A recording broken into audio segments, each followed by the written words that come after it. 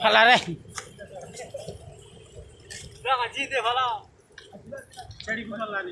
नहीं ना फसले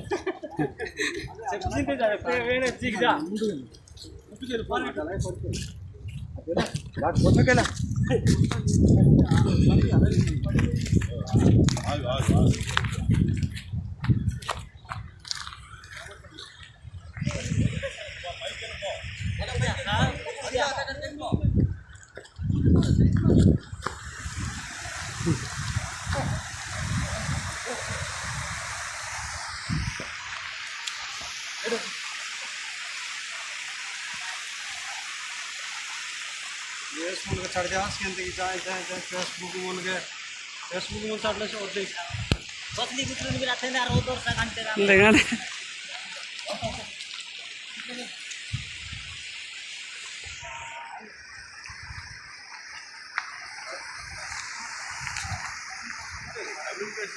ఫోన్ లెక్కే ఉండవు వారానికి మనకి ఫోన్ లేదు ఏం లేదు కరెంట్ లేదు ఏం లేదు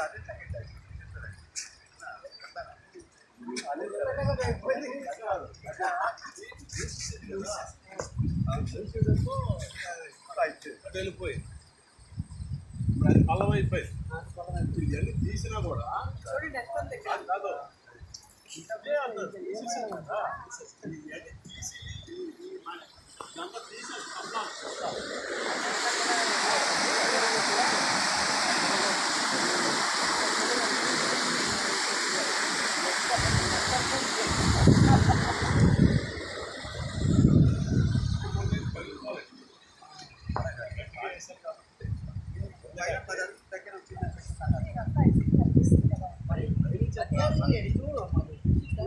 పైన ఉంది కదా మరి రాదా ఆల్రెడీ బాగా ఎత్తుతుంది అదే బాగా ఎత్తుతుంది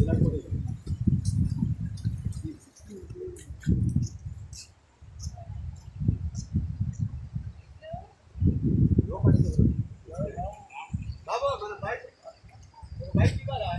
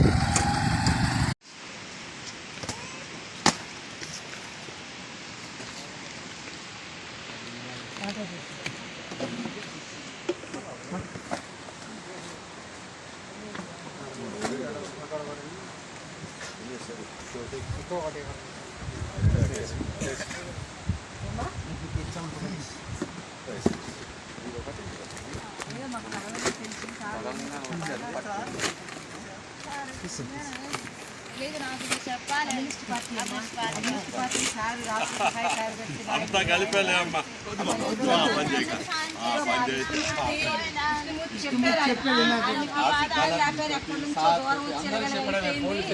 బాధలు ఎవరు చెప్పుకోవాలని చెప్పేది కానీ అంత వాళ్ళ కోసం కూడా మా కోసం కూడా వాళ్ళు కూడా ఆలోచించాలి ఆలోచన వాళ్ళు కూడా రావడానికి ఏం చేస్తారు ఇంకా నాకు సాయం చేద్దామని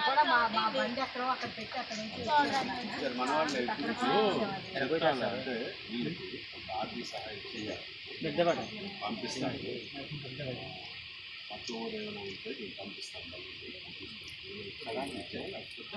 నేను ఇంటికి పోలా మీరు తెలిసిన తర్వాత ఎక్కడ చిత్తూరులో ఉండి నన్ను మధ్యాహ్నం బయలుదేరి ఇల్లు దిగి ఇలా వెళ్ళేసారు నేను పంపిస్తాను మీకు కొంత డబ్బులను పిల్లలమ్మ ఎవరు ఎంతమంది ముగ్గురు ఆడపిల్లలు మొక్కలు ఇద్దరు బాగుంది ఇద్దరు బాగుంది మూడు మొక్కలు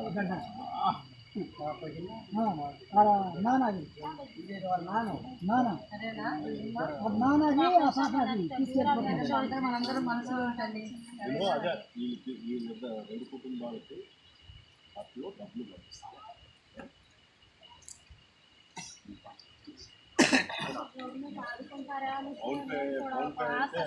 ఫోన్పే అవుతుందా ఫోన్పే రావాలి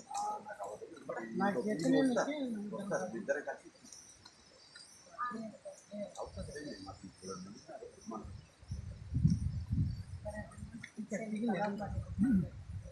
ఫోన్లో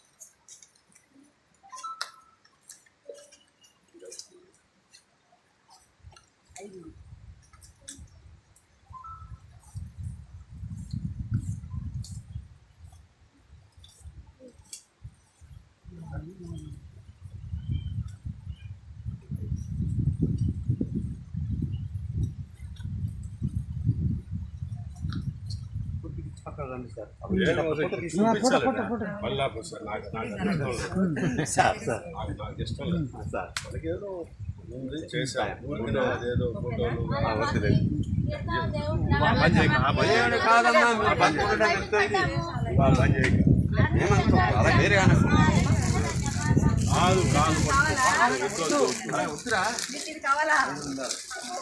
పెద్దోడా ధైర్యం చెప్పాడు చిన్నవాడు పడిపోతున్నాడు మమ్మీ నాకు తప్పు అంటాడు ఈడు ఈడేమో డాక్టర్ తెస్తాడు కదా మాకు తీసుకెళ్తాను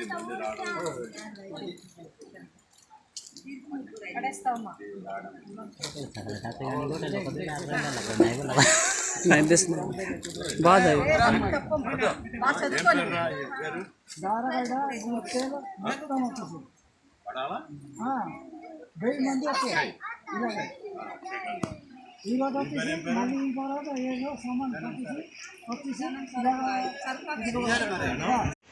ఇంకో పిల్లి తీసాడు ఇక్కడే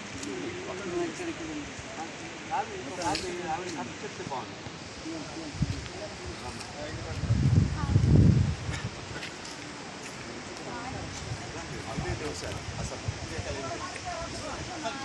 ఇల్లు ఉన్నదన్న అనగాలి ఏమో మరి మా ఆయన అదృష్టమో ఏమో కానీ ఈ మనిషి నేను ఇక్కడ నుంచి అక్కడ వెళ్ళడానికి ఇది వచ్చేసింది ఇది వస్తే అన్నట్లు తెస్తే అన్నట్లు వస్తే అది ఇది వచ్చింది మళ్ళీ అమ్మ ఈ నీళ్ళు ఇక్కడికి వచ్చేసాను అలా ఎక్కిపోయి అలా ఒక్కొక్క మెట్లకు ఒక్కొక్క నీళ్ళు వచ్చింది ఎక్కిపోయాము ఆ మనిషి ఏమో పెద్ద బాబులు ఎక్కున్నాడు ఇంకో బాబు నేను ఇంకో బాబు ఆ బాబు అంటే ఒక టైర్ కూడా లేదు ఫ్యాన్ లేదనేసి అలాగే ఎత్తుకొని అలాగే ఒక్కొక్క మెట్టు అలాగొచ్చిన సినిమాలో ఇలా చూస్తేనో కానీ భయపడి ఉన్నాను ఇప్పుడు నా జీవితంలో అయింది అలా ఒక మెట్టు వచ్చింది కరెంట్ ఉంటే ఇంకా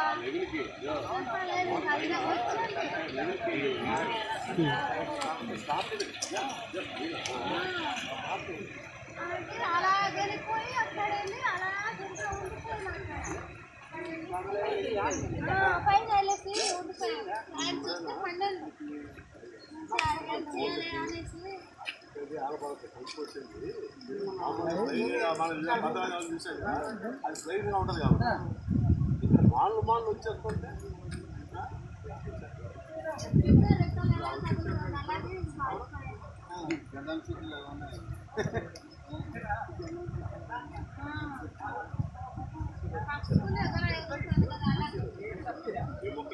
పెట్టేసి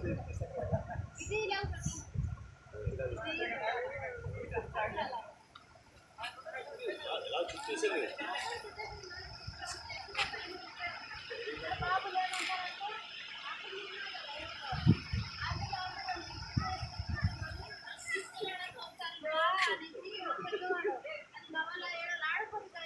అదే ఇస్తారా అదే పుస్తకానికి మంచి తెలివితేటలు ఉన్నాయి అది చూస్తున్నాడు కదా టీవీ ఉందా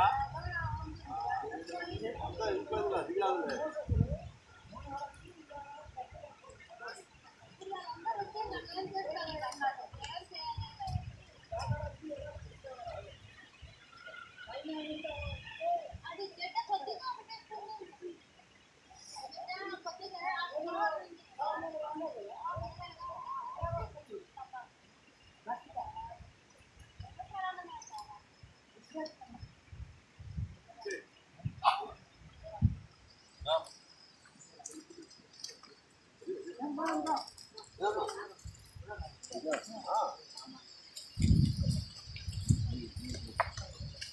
తీసుకోండి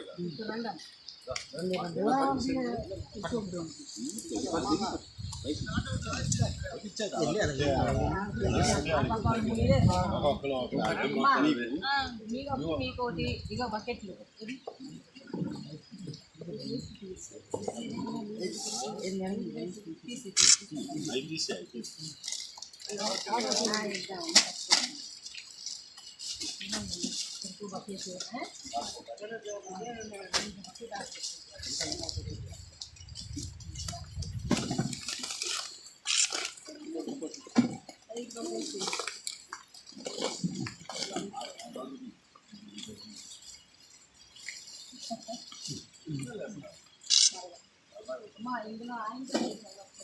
ఓపెన్ చేసి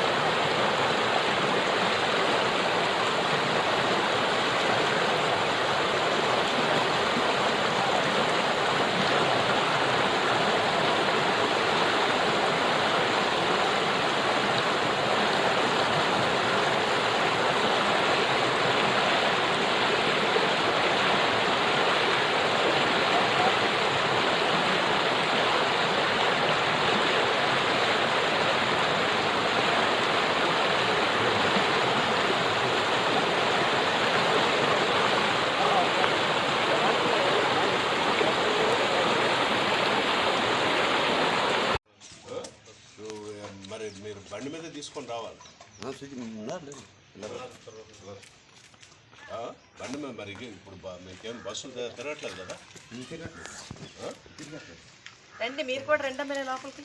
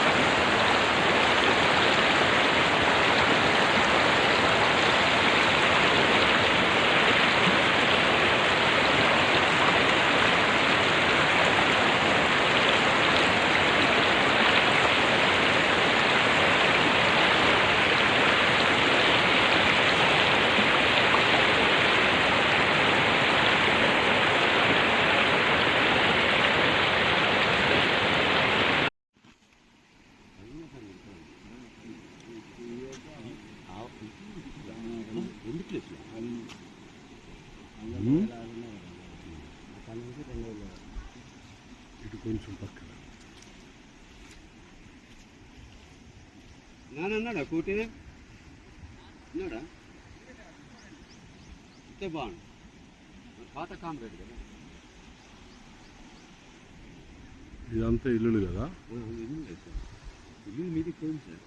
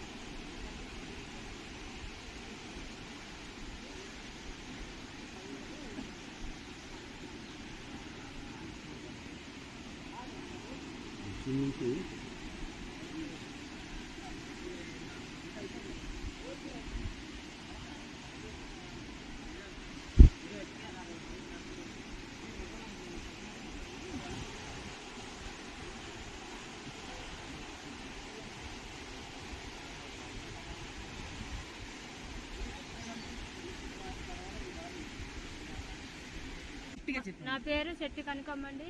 మా ఆయన పేరు చిన్నారావు. నాకు 3 పిల్లలండి, ఒక పాప 2 బాబులు. ఈ పొలం ఎప్పుడు కూడా ఇలా జరగలేదండి మాకు. ఈ సంవత్సరము ఇలా జరిగిందండి. ఈ వర్షం వల్ల ఇలా కొట్టుకుపోయాయి మా పొలాలు. మా పిల్లలు ఏం తింటారో కూడా అర్థం కాదు పరిస్థితి అంటున్నది. నా పిల్లలకి ఇంత పరిస్థితి వచ్చిందండి. ఆ జిల్లా అల్లూరు సీతారామరాజు జిల్లా గూడెం మండలం బి కొత్తూరు దారకొండ పంచాయతీ మురిచల్ వీధి గ్రామం అండి మరి.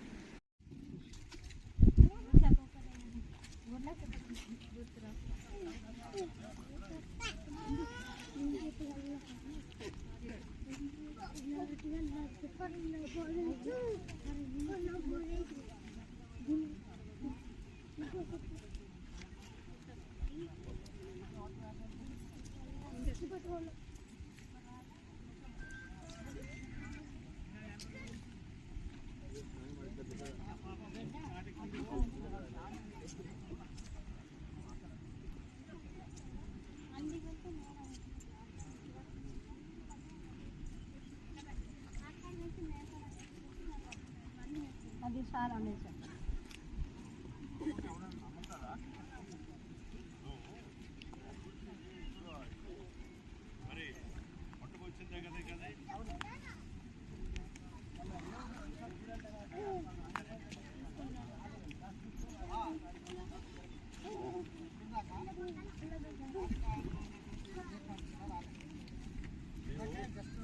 రాంబాబు అంతా ఫోన్ తెలియదు అనుకో. ఉన్నాము ఉదయం 9 గంటలకు దారకొండకి వస్తే తిరుగుదామని చెప్పాను అన్నా. ఎవరికి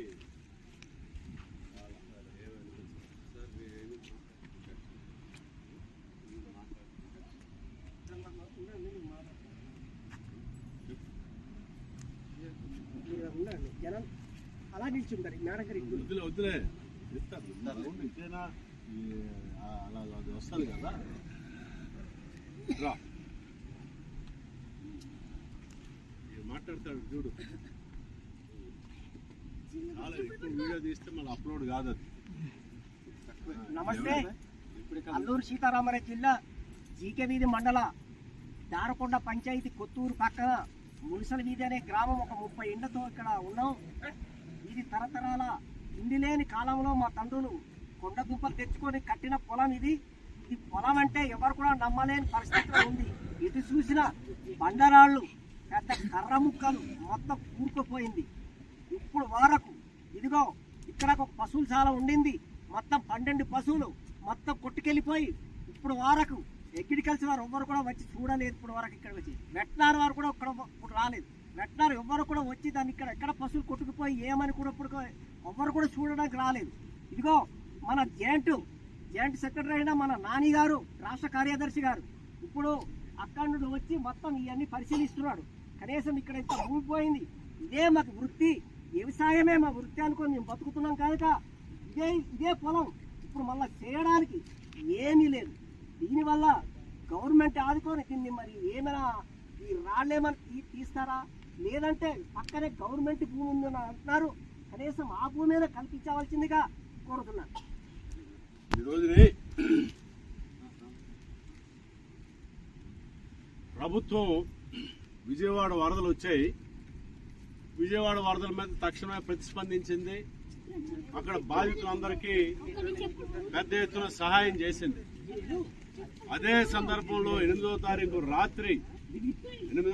రాత్రి దారకొండ, గుమ్మిరేవుల పైన అమ్మవారి దారకొండ, గాలికొండ, దిగువన దుప్పులవాడ, సీలేరు పంచాయతీల్లో ఉన్నటువంటి ఈ కొండ చర్యలన్నీ కూడా జారిపోయి పెద్ద ఎత్తున కుండపోత వర్షం ఆ రోజు 8వ తారీఖుని సాయంత్రం నుంచి ప్రారంభమై రాత్రి దాకా కుండపోత వర్షం పడటంతో మరి ఎంత పెద్ద ఎత్తున చిన్న పిల్ల కాలువలాగా ఉన్నటువంటి గడ్డలన్నీ కూడా ఒక నదిలాగా రాళ్లతోని చెట్లతోని మొత్తం కొట్టుకొని రావడంతో ప్రాణ నష్టం ఒక్కటి జరగలేదు తప్ప ఒక్కరు గాలికొండ పంచాయతీలో కొండ చర్య జారిపడి ఆ గ్రామం మీద పడితే చట్రాయపల్లి ఒక మహిళ మరణించింది. అదొక్కటి తప్పితే ఈ ప్రాంతంలో నిజంగా ఒక విధంగా వీళ్ళందరికీ మెలకు వచ్చి జాగ్రత్త పడ్డారు కాబట్టి సరిపోయింది. కానీ లేకపోతే చాలా తీవ్రమైనటువంటి ప్రాణ నష్టం కూడా జరిగి ఉండేది. పిల్లా పాపలతోని వీళ్ళు ఆ రాత్రి అప్పుడు చీకట్లో పారిపోయి వాళ్ళ ప్రాణాలని రక్షించుకున్నారు. ప్రాణాలు తప్ప ఈరోజు వాళ్ళకి ఏమీ మిగలలే. ఆఖరికి అన్నం పెట్టే భూమి అంతా కూడా ఇలాగా రాళ్ళ మయంగా తయారైంది. దీన్ని బాగు చేయడం కూడా సాధ్యం అవుతుందని చెప్పని మేమైతే భావించడం లేదు. కాబట్టి ఇప్పుడు నష్టపోయినటువంటి గిరిజనులకి సబ్ కలెక్టర్ గారు వచ్చారు, లేకపోతే ఇతర అధికారులు వచ్చారు, ఎండిఓ గారు వచ్చారు, ఏఓ గారు వచ్చారు. ఏఓ గారు వీళ్ళంతా కూడా మీకు పట్టా ఉంటేనే, రెవెన్యూ పట్టా ఉంటేనే దానికి నష్టపరిహారం ఇస్తాం. ఆర్ఓఆర్ఎఫ్ పట్టా ఉంటే దానికి నష్టపరిహారం వర్తించదు, లేకపోతే పట్టా లేకుండా సాగులో ఉన్నా దానికి ఏమీ నష్టపరిహారం రాదని చెప్పారట. ఇది సరైనది కాదు. తీవ్రంగా నష్టపోయినటువంటి వీళ్ళందరికీ కూడా వాళ్ళకి పంట నష్టం ఎంతైతే జరిగిందో వాళ్ళకి పట్టా ఉన్నా లేకపోయినా ఆ భూమి మీద సాగు చేసుకున్నటువంటి వాళ్ళందరికీ కూడా తక్షణమే నష్టపరిహారం చెల్లించాలి. దాంతోపాటు వీళ్ళందరికీ కూడా పునరావాసం కల్పించాలి. కొన్ని గ్రామాలైతే ఇల్లులు కూడా కొట్టుకొని పోయాయి, మొత్తం ఇళ్లలోకి నీరు పోయింది. వాళ్ళు జీవనానికి తెచ్చుకున్నటువంటి పప్పు, ఉప్పు, లేకపోతే బట్టలు అన్నీ కూడా బురదమయం అయిపోయి నాశనం అయిపోయి ఎందుకు పనికిరాని పరిస్థితి వచ్చింది. కాబట్టి వెంటనే వీళ్ళకి నిత్యావసర సరుకులు సరఫరా చేసి అదేవిధంగా ఎంతో కొంత నగదును కూడా ఇవ్వడం ద్వారా దాంతోపాటు వాళ్ళకి పని కల్పించాలి. ప్రత్యామ్నాయంగా ఇక్కడ ఎంతైతే భూమిని కోల్పోయారో కోల్పోయినటువంటి భూమికి ప్రత్యామ్నాయంగా మరో చోట వీళ్ళకి భూమినిచ్చి వాళ్ళకి శాశ్వతంగా ఉపాధిని కల్పించేటటువంటి చర్యలు ప్రభుత్వం తక్షణం చేపట్టాలని చెప్పని మేము సిపిఐగా డిమాండ్ చేస్తున్నాం. ఈ అంశాన్ని మన రాష్ట్ర ముఖ్యమంత్రి గారి దృష్టికి కూడా తీసుకొని పోయి చంద్రబాబు నాయుడు గారిని సిపిఐ తరఫున ప్రతినిధి బృందం కలిసి ఆయన అర్థిస్తాం. రెండోది, ఇక్కడ ఏదో గంజాయి సాగు చేస్తున్నారు గిరిజనులు అని చెప్పని డ్రోన్లు పెట్టి గంజాయి సాగును అరికట్టడానికి ప్రయత్నం చేశారు. ఈరోజు నష్టం మామూలుగా కంటితో చూస్తే అంచనా వేయలేనంత తీవ్రమైనటువంటి నష్టం జరిగింది. కాబట్టి డ్రోన్ల ద్వారా GPS సర్వే చేస్తే తప్ప నేను ఇందాక చెప్పినటువంటి ఈ 5 పంచాయతీల్లో వందల ఎకరాల భూమి, కొన్ని వందల ఎకరాల భూమి అంతా కూడా కనిపించకుండా పోయింది. కాబట్టి దాన్ని పైనుంచి ఈ డ్రోన్లు పెట్టి GPS సర్వే చేసి వీళ్ళందరికీ తక్షణమే పునరావాస చర్యలు చేపట్టాలని చెప్పని సిపిఐగా డిమాండ్.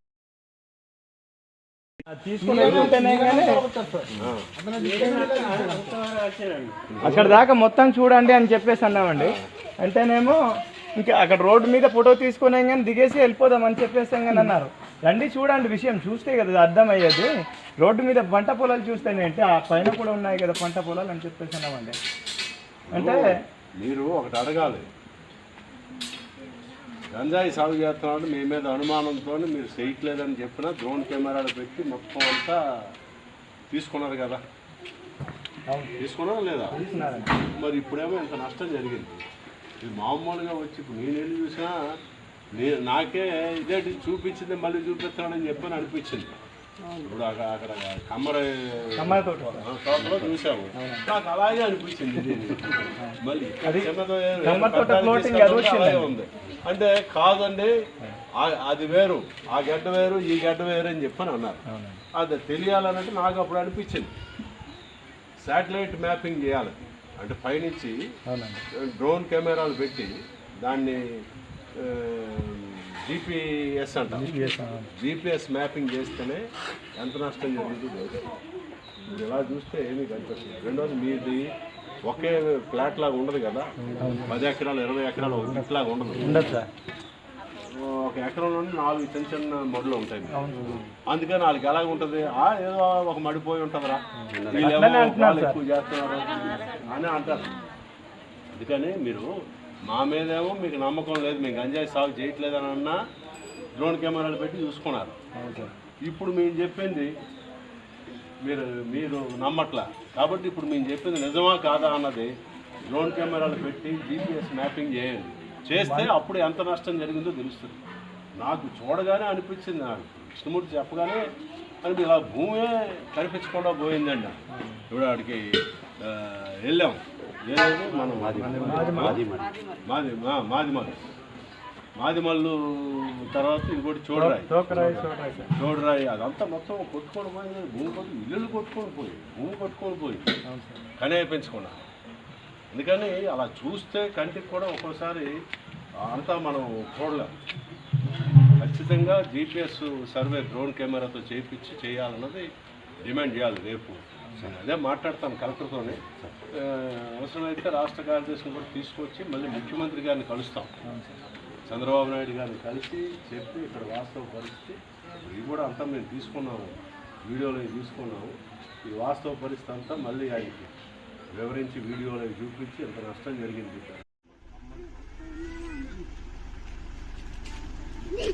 నష్టం జరిగింది కదా.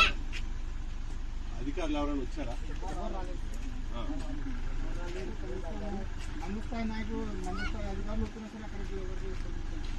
ఎండి వచ్చారా?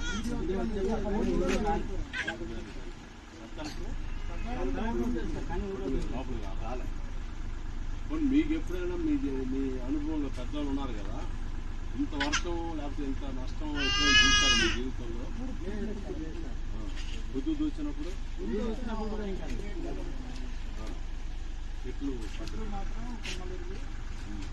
కానీ ఇదేవి నాకు మొన్న చెప్పాడు, శనివారం నాడు చెప్పాడు విష్ణు, నేను ఎక్కడో చిత్తూరులో ఉన్నా, నిన్న అక్కడ పని అయిపోయి నన్ను మధ్యాహ్నం 2 గంటలకు బయలుదేరి నేరుగా ఎక్కడికి వచ్చాను. ఉదయమే వచ్చి వస్తే ఇక్కడికి వాహనాలు కూడా శనివారం దాకా రాలేదు కదా, బస్సులు కూడా ఇప్పుడు ఇంకా రాలేదు. బస్సులు కూడా ఇంకా తిరగలేదు, ఎందుకంటే అంతా తీసుకొని పోయింది. చిన్న చిన్నగా 2 వీలర్ కూడా రాత్రి అప్పుడు ప్రయాణం చేయడం కష్టమే, ఎందుకంటే ఎటు వెళ్తామో తెలియదు. వాళ్ళు చిన్న రేపులు లాంటివి కట్టారు, కింద గోతులు పడింది, పైకి కనిపిస్తలే, కిందనంతా కొట్టుకొని పోయింది. అక్కడ టేపులు కట్టారు రావద్దని వాళ్ళకి. అది పగలైతే కనిపిస్తుంది కానీ రాత్రులు గడిపచ్చు. ఇంకా మేము కూడా 2 రోజులు ఉండి అక్కడ మొత్తం అంతా పరిశీలన చేసి అధికారుల దృష్టికి తేడమే కాదు, ఇంత నష్టం నాకు తెలిసి కూడా, నాకు గిరిజన ప్రాంతంతో 43 సంవత్సరాల నుంచి పరిచయం ఉంది. 82లో మొదటిసారి నేను వచ్చాను వీలేదు. అయితే తర్వాత 83 ఎన్నికలు చింతపల్లిలో ఉన్న అక్కడ తిరిగాము. అప్పటి నుంచి నిరంతరం ఎప్పుడు వస్తూనే ఉన్నాం. కానీ ఎప్పుడు అంటే పోవడాలు అంటే వర్షాలకి ఇది అవ్వడం తప్ప ఇలాగ భూమి కొట్టుకొని పోవడం అనేది ఎప్పుడు లేదు. ఇల్లు కొట్టుకొని విజయనగరం ప్రాంతంలో ఇల్లు కొట్టుకొని పోవడం, విజయనగరం ప్రాంతంలో అది ఉంది. నదులు గోదావరి నది పొంగింది, ఇల్లు కొట్టుకొని పోయింది. లేకపోతే ఇప్పుడు మొన్న విజయవాడ ఒడిమేరు పొంగిపోయి విజయవాడ అంతా మునిగిపోయింది. మనకి ఎప్పుడూ అలా లేదు. ఇది మొదటిసారి భూమి 100 ఎకరాల భూమి కనిపించకుండా పోయింది. అది మీ జీవితకాలంలో బాగు చేసుకునే పరిస్థితి ఉండదు. మేము కూడా దీన్ని కమ్యూనిస్ట్ పార్టీ రాష్ట్ర సహాయ కార్యదర్శి ఇప్పుడు వచ్చి చూసాము. మా పార్టీ కార్యదర్శిని కూడా వీలైతే రామకృష్ణ గారిని తీసుకొని వచ్చి ఆయనకు కూడా ప్రత్యక్షంగా చూపించి ముఖ్యమంత్రి గారిని కలిసి, ఎందుకంటే మామూలుగా ఇక్కడేమో కలెక్టర్ గారిని వాళ్ళని కలిస్తే కాదు, ముఖ్యమంత్రి గారిని కలిసి చెప్పాలి. రెండోది ఖచ్చితంగా డ్రోన్ల ద్వారా సర్వే చేస్తేనే నష్టం తెలుస్తుంది.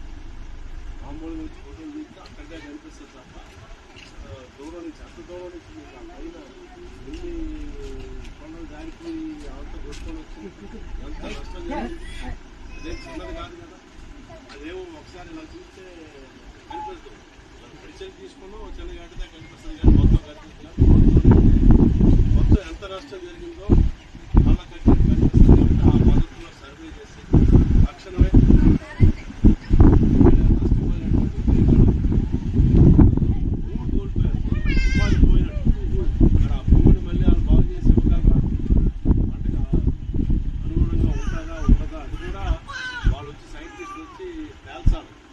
లేకపోతే వేరే దగ్గరైనా వీళ్ళకి ఉపాధికి సంబంధించి భూమి కేటాయించేటట్టు ముఖ్యమంత్రి గారితో మాట్లాడి చేస్తాం. అలాగే మీకు ఇప్పుడు దాకా 2 ఇల్లులు కొట్టుకొని పోయి మాదిమల్లి గ్రామంలో 2 ఇళ్ళే కనిపించుకొని పోయి అదృష్టవశాత్తు ఏంటంటే వాళ్ళు నీళ్ళు వస్తుందని చెప్పని పక్కన డాబా ఉంటే డాబా మీదకి ఎక్కియడంతోనే పిల్లలతోనే కట్టుబాట్లతో మిగిలేరా. ప్రాణ నష్టం జరగలేదు కానీ ఏమీ లేవు.